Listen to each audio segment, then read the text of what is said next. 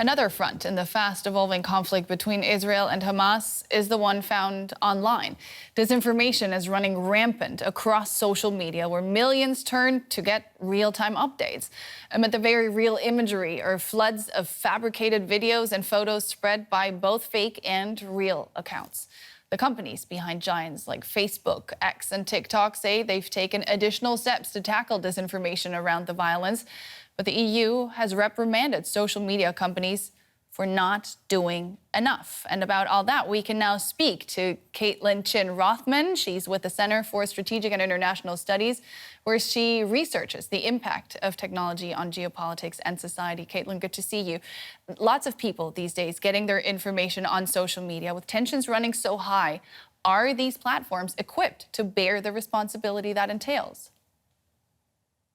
Thanks, Nicole. First of all, no, I don't think that platforms are equipped to bear the responsibility of content moderation. There's a reason why the EU has already reached out to X, Meta, and TikTok about all of the disinformation and harmful content that flowed online over the past 2 weeks.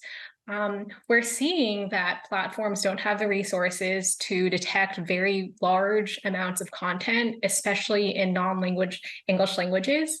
I will say that platforms are in a very difficult position, partly due to the very, very large volume of information that's flowing, but also due to the fact that platforms are making real-time decisions in very short periods of time. They don't always operate with all of the information, so it's not always possible for them to verify the claims that are flowing.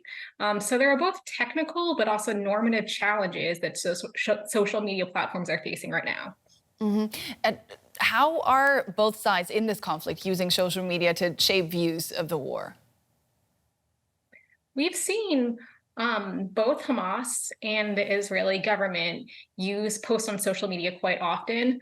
Hamas has been posting on a platform called Telegram, which is less popular in the United States and the EU, but more popular in other parts of the world like Russia and Ukraine. Telegram has very loose content moderation policies, which has allowed Hamas to post very graphic or violent images from its initial attack on October 7th. Israel as well has been quite active on social media. It's been posting on X, formerly known as Twitter, Instagram, and other platforms. It's posted photos of Israeli families and individuals who were impacted by the attack.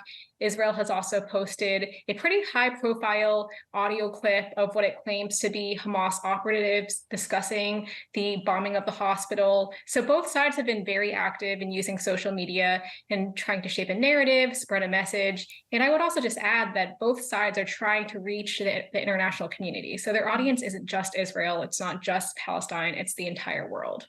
I want to look a little closer at Telegram that you just mentioned, because it's used by Hamas not only to spread propaganda, but also to recruit new members. Now, this is an internationally recognized terror organization by much of the West, at least. Can the platform be held accountable for that?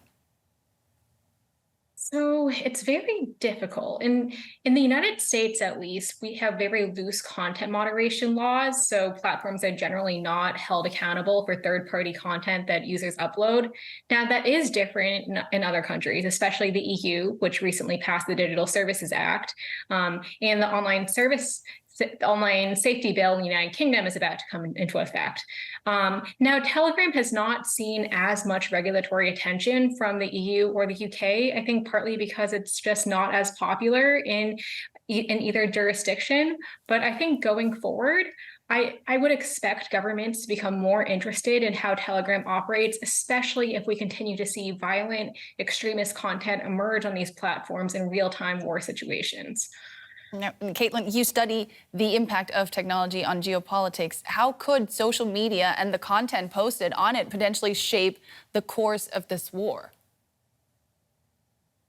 I think it affects everything. I mean, users, people all around the world, millions of people are going to social media to find out information about wars, to respond and react in real time, which means that the content moderation decisions that these platforms make are very powerful. They affect how so many people view conflicts. So I definitely think that social media also affects how actors act. For example, extremist actors are finding that they can gain a lot of attention, get a lot of engagement for posting very violent or graphic content. And when they get those reactions, it's like instant gratification, right? It reinforces polarizing views. So I think we're seeing social media change both how people view and access information, but we're also seeing social media change how the extremist actors themselves are playing out the conflict.